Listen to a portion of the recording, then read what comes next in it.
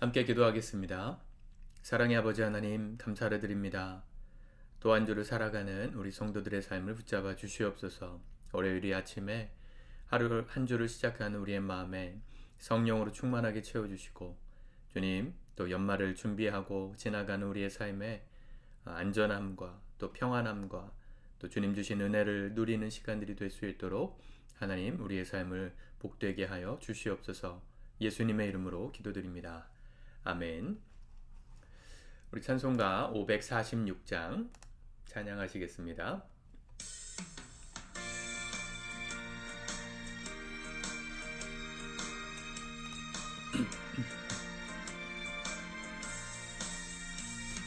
주의 약속하신 말씀 위에서 영원토록 주를 찬송하리라. 소리 높여 주께 영광 돌리며 약속 믿고 굳게 서리라.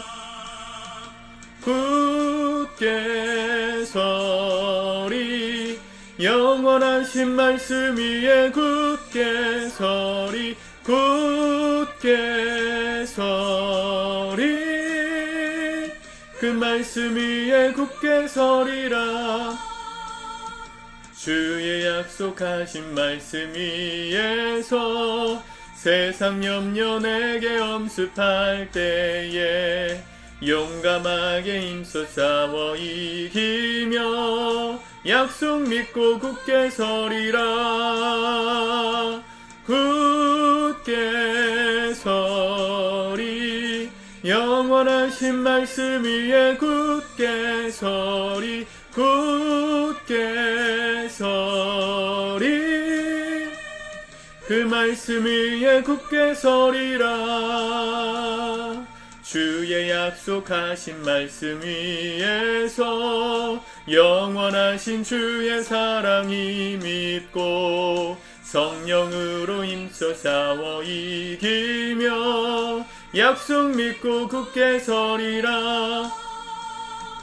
굳게 서리, 영원하신 말씀 위에 굳게 서리. 굳게 서리, 그 말씀 위에 굳게 서리라.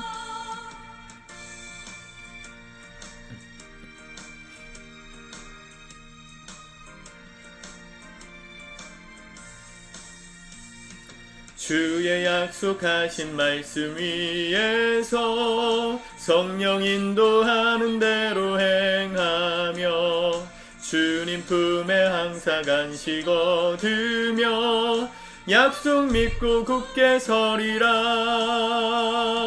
굳게 서리, 영원하신 말씀 위에 굳게 서리. 굳게 서리, 그 말씀 위에 굳게 서리라.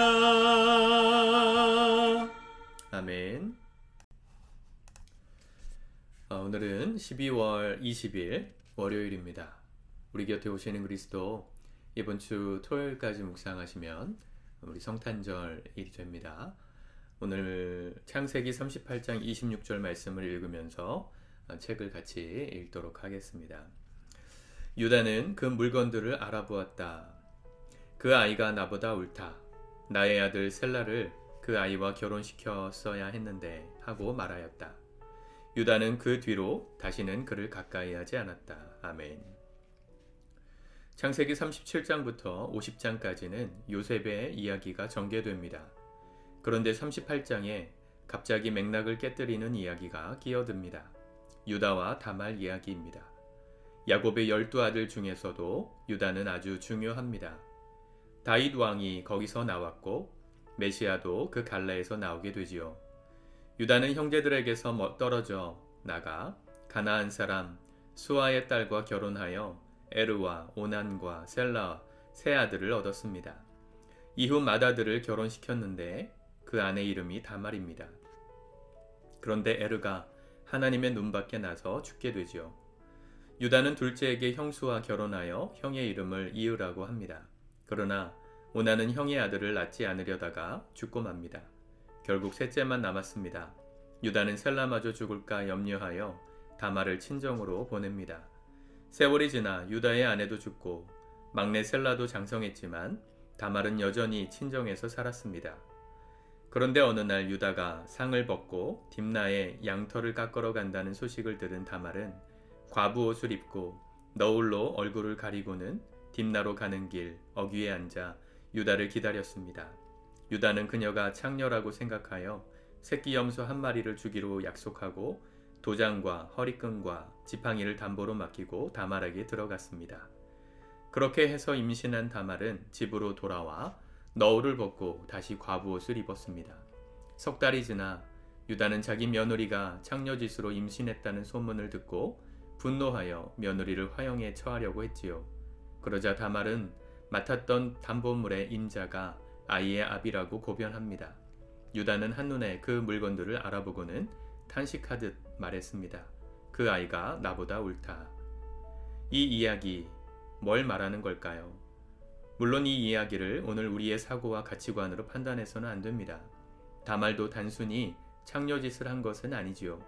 당시에는 다른 가족을 통해서 아들을 낳아 대를 잇는 것이 당연한 의무였습니다. 유다는 자신의 막내 아들까지 잃지 않으려고 다말을 내쳤지만 다말은 가나안의 풍습을 따라서라도 대를 이어야 하는 자신의 의무를 다했습니다. 그렇게 해서 다말은 유다의 두 아들인 베레스와 세라를 낳았습니다. 그런데 이 베레스가 누구입니까? 다윗의 조상입니다. 끊어질 위기에 처한 유다의 계보를 가나안 여인 다말이 이어주었습니다. 그리고 유다에서 다윗으로 이어지는 이 계보는 마침내 예수님에게까지 이어지는 그리스도의 계보가 됩니다. 가나안 여인 다말의 일생은 참 얄궂고 기구했습니다. 그러나 그녀는 포기하지 않고 꿋꿋하게 살아냈습니다. 그녀는 짐작조차 못했겠지요. 자신이 그리스도의 계보를 잇는다는 것을, 그녀의 알 수 없는 인생에도 하나님의 놀라운 섭리가 있다는 것을. 12월 한 달 동안 주일 말씀을 통해서 이 성탄의 메시지를 같이 나누고 있는데요. 제가 마태복음 1장의 말씀은 전하지 않았습니다. 나중에 또 내년 혹은 후년에 전할 예정인데, 예수님의 그 계보, 마태복음 1장에 나오는 이 계보에 대한 말씀을 읽다 보면 들어갈 수 없는 사람들, 우리가 생각할 땐 좀 부정하다 생각되는 사람들의 이름이 거론됩니다. 그 중에 한 사람이 다말이죠. 또 한 사람을 찾으라 그러면 다윗이 이 자기의 충성스러운 우리아의 아내를 빼앗기 위해서 우리아를 죽이고 또 바세바를 범했던 그 여인의 이름들도 다 등장합니다. 이 성경에 이런 사람들의 이름이 등장한다는 건 놀랍습니다. 특별히 예수 그리스도의 이 족보, 예수님이 어떻게 태어나시게 되었는가에 대한 그 믿음의 계보를 잇는데 이런 사람들의 이름이 들어갔다는 건 참 놀랍습니다. 뭘 말하는 겁니까? 오늘 이 책에서도 말하고 있지만 사실은 예수 그리스도께서 이 땅에 오시기까지 그 모든 족보 속에 들어갔던 하나님의 사람들, 특별히 자격이 없어 보이는 사람들까지도 예수 그리스도와 한 가족됨을 선포하고 있다는 것이죠. 사실은 그 모든 사람들이 우리를 대변합니다. 저와 여러분들, 자격이 없는 사람들. 사실은 유대인들의 입장에서 이 예수 그리스도, 복음, 이 성경, 하나님에 대한 이야기는 본인들만을 위한 이야기라고 생각합니다. 선민사상이죠. 자신들의 하나님이라고 생각했어요. 그래서 예수님 당시에, 또 예수님이 십자가에서 죽으시고 부활하신 다음에 승천하신 이후에 사도 바울이 이방인들에게 복음을 전하고 그들에게 성령이 임했을 때도 이 예루살렘 교회, 유대인들 중심의 교회 안에서는 그것이 이단이다, 인정할 수 없다는 사람들의 무리가 여전히 많았습니다. 저와 여러분들은 굳이 따지면 이방인들이죠. 그런데 우리의 모두에게 이 구원의 은혜가 임한 것, 사실은 자격 없는 자에게 주신 하나님의 놀라운 은혜입니다. 저와 여러분들 이번 한 주도 열심히 살아가겠지만 얼마나 많은 실수를 또 할 것이고 또 많이 넘어지겠습니까? 아무리 결단한다 한들 우리의 삶에 또다시 실패와 죄악이 있겠죠. 그런 자격 없는 우리를 왜 하나님은 사랑하실까요? 저와 여러분들을 위해서 우리의 어떠함 때문에 이 땅에 오신 것이 아니라 우리를 사랑하셔서 구원하시기 위하여 당신의 아들을 보내신 하나님의 아들 예수 그리스도이시기 때문에 그분 안에 속한 모든 자들은 의롭다 하심을 주시기로 약속하셨기 때문에 우리를 받아주시는 것뿐입니다. 우리가 뭘 잘해서 받아주시는 게 아니고요. 그분의 전적인 사랑과 은혜로 오늘도 우리가 주님 품에 안기는 것입니다. 여러분, 이 다말의 일생, 또 밧세바, 또 성경에 나오는 그 많은 자격 없는 자들의 이름들을 기억하시면서 오늘 저와 여러분들 볼 수 있길 바랍니다.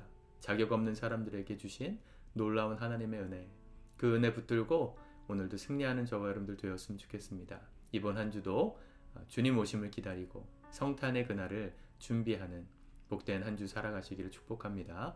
기도하겠습니다. 하나님 아버지, 오늘도 자격 없는 우리에게 부어주시는 하나님의 놀라운 사랑, 그 은혜의 깊이를 늘 생각하고 경험하며 살게 도와주시옵소서. 노력하고 힘쓰지만 우리의 힘과 능력으로 우리가 거룩해지는 것이 아님을 고백합니다.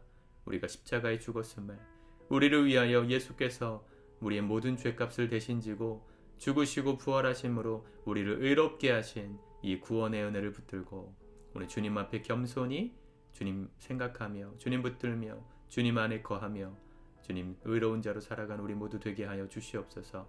예수님의 이름으로 기도드립니다. 아멘.